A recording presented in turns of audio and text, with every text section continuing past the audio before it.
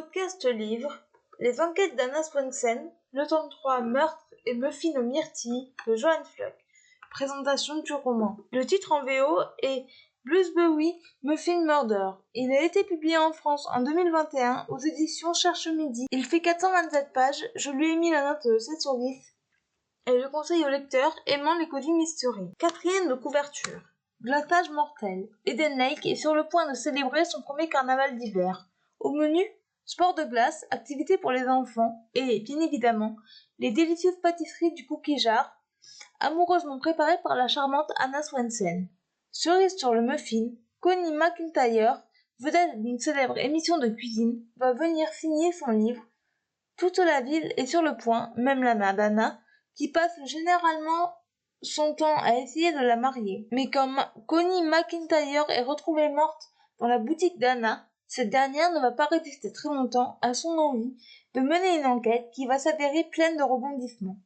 Une énigme à résoudre, un déluge de sucreries et de nouvelles recettes de pâtisserie, criminellement délicieuses à faire chez vous.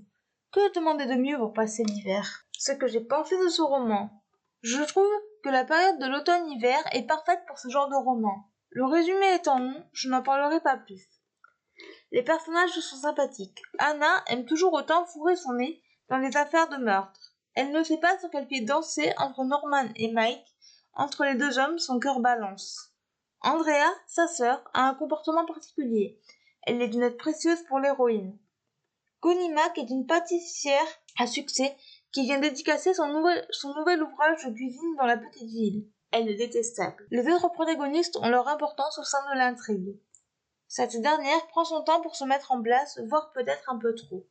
Les chapitres sont entrecoupés de recettes de pâtisserie qui donnent l'eau à la bouche tout au long de la lecture. L'écriture de Johan Flock est très agréable. La fin donne envie de lire la suite des aventures d'Anna. En bref, une assez bonne suite. Extrait du livre.